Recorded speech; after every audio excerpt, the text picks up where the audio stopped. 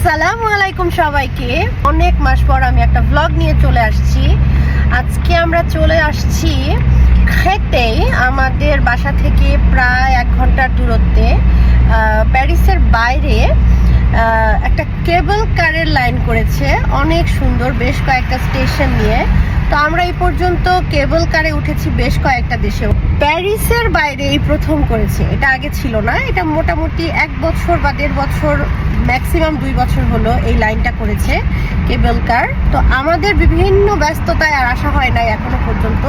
তো আজকেও বিভিন্ন ব্যস্ততা রেখে আমরা বললাম যে চলো আমরা আজকে দেখেই আসি। তো ভাবলাম অনেক দিন যেহেতু একটা ব্লগ আপলোড করা হয় না, সবাই আমাকে জিজ্ঞেস করছে কেন ব্লগ নাই, কেন ব্লগ নাই, অনেক দিন হয়েছে। তো ভাবলাম একটা ছোট্ট করে ব্লগ আপলোড করে দিই।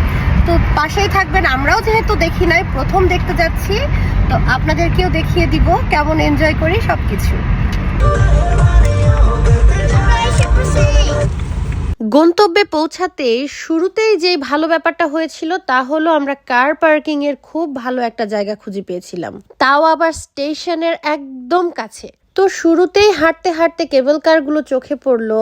দূর থেকে দেখেই তো আমার মন ভালো হয়ে গিয়েছিল, যদিও শুরুতে সাফির আর সানায়া কিছুটা ভয় পাচ্ছিল, পরে অবশ্য সেই ভয় একদম কেটে গেছে। আচ্ছা, কেবল কারের অ্যাড্রেসটা হয়তো অনেকেই জানেন, যারা গিয়েছেন তারা তো জানবেনই, আর যারা জাননি তাদের জন্য আমি জায়গাটার নাম স্ক্রিনে লিখে দিচ্ছি। জায়গাটির নাম হচ্ছে station Pointe du Lac Créteil, টেলিফেরিক C1। আর যদি কেউ পাবলিক ট্রান্সপোর্ট নিতে চান তাহলে মেট্রো লাইন 8-এর ক্রেতেই পয়েন্ট ডু লাক স্টেশনে নেমে এক্সিট নিলেই পেয়ে যাবেন এই কেবল কার সার্ভিস।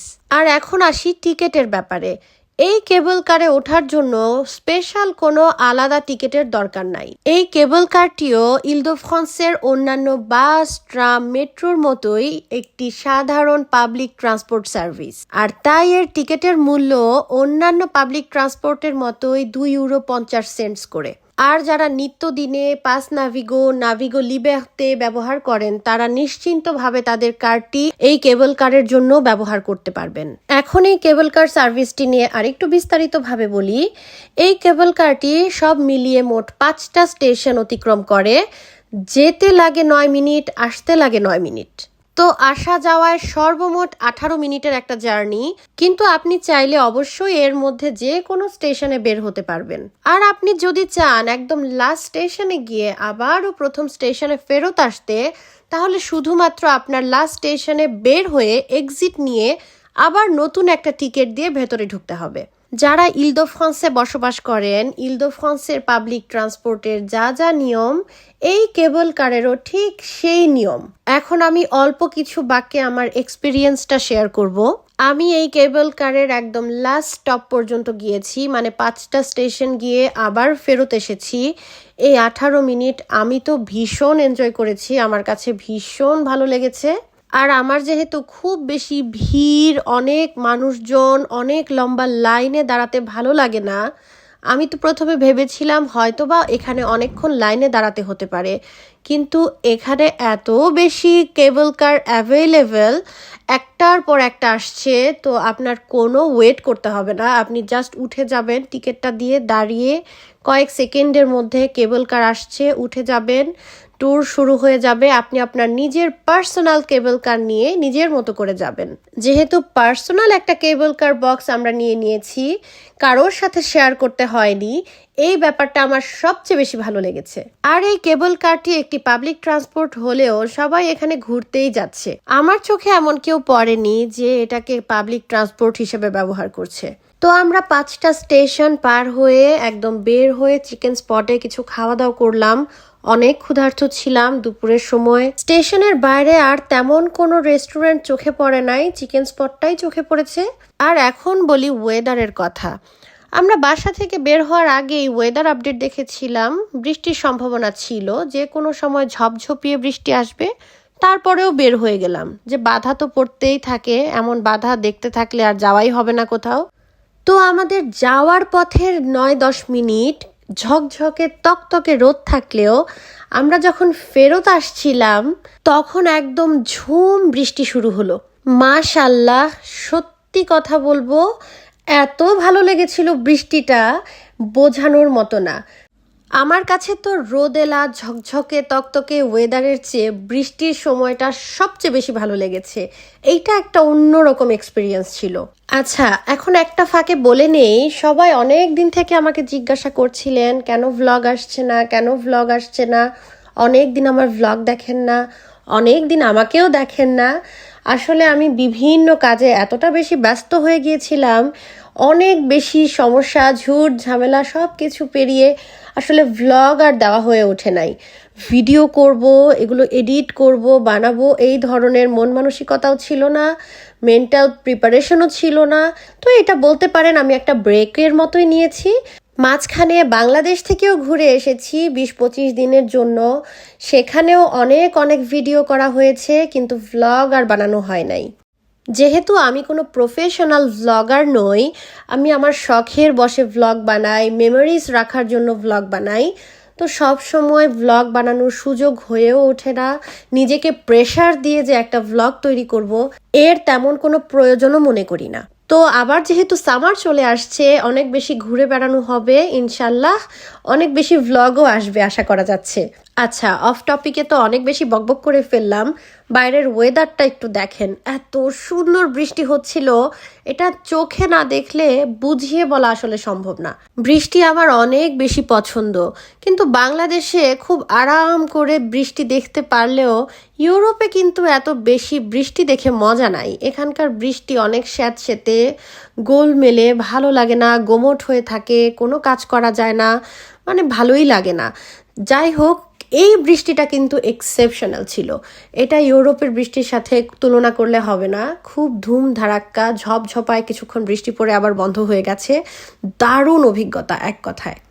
আমরা কেবল কার থেকে নামলাম, তো কেবল কার পর্যন্ত ঝুম বৃষ্টি ছিল। যখন আমরা রিটার্ন করছিলাম, মনটা খুবই ভালো লাগছিল যে বৃষ্টিটা উপভোগ করতে পারলাম আমরা কেবল কারে বসেই। অন্যরকম একটা এক্সপিরিয়েন্স ছিল। কিন্তু নেমে আবার মনটা খারাপ লাগছিল, কারণ পাশেই একটা লেক আছে, তো ভেবেছিলাম লেকটা দেখে যাব। তো মনে হচ্ছিল যে আজকে আর লেকটা দেখা হবে না, এত বেশি বৃষ্টি। কিন্তু বিশ্বাস করেন, জাস্ট আমরা স্টেশন থেকে বের হলাম আর বৃষ্টি শেষ, জাদুর মতো। আজকে আমাদের লাকটা অনেক ভালো, অনেক ভালো।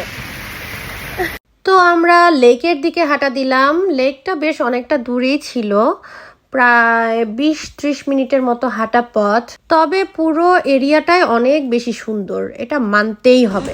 কি হলো, হাসো কেন? হাসলা কেন? হ্যাঁ শোনা, এই কি তোমাকে কি কেউ জোক শোনাইছে কানে কানে? কি? Thank you, thank you.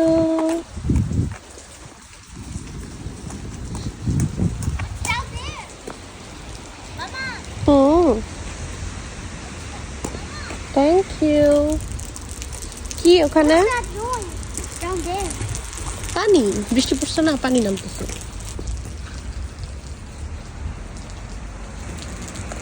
Thank you. আর না, অনেক হয়েছে তো, এখন থাক থাক। আর হাত পরে পোকা টোকা থাকবে, আর না। একই তো। আচ্ছা চলো দাও দেখি।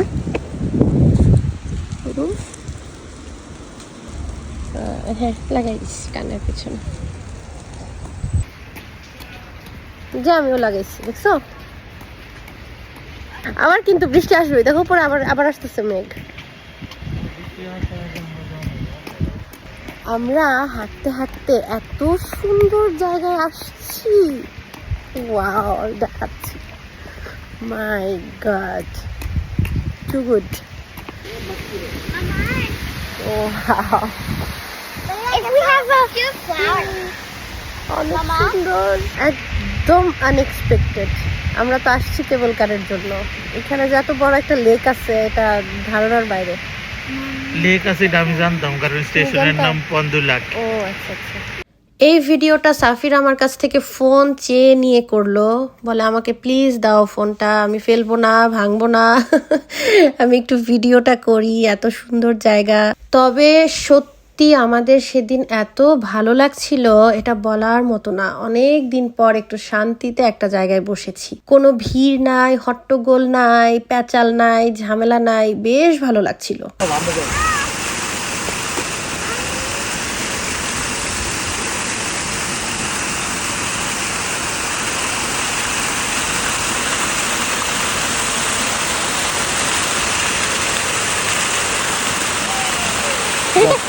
যাও এই যে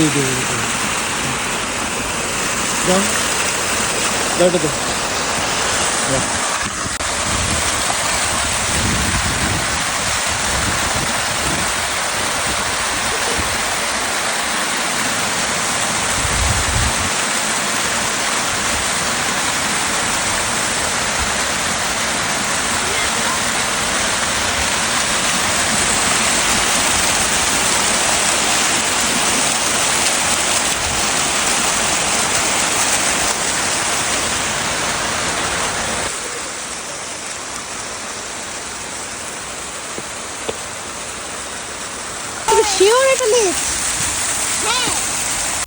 সাফিরের মধ্যে আবার পানিতে একটা জোক খুঁজে পেয়েছে। আমি তো দেখে অবাক যে এইরকম বয়ে যাওয়া পানির মধ্যে জোক থাকে কিভাবে। এটা কি আসলেই জোক কিনা আমি তেমন জানিও না। থাক, তাকে তার মতো থাকতে দিয়ে আমরা আবার ফিরে আসলাম। যদিও আসতে একদমই ইচ্ছে করছিল না, এত সুন্দর একটা পরিবেশ ছেড়ে কিভাবে আসা যায়।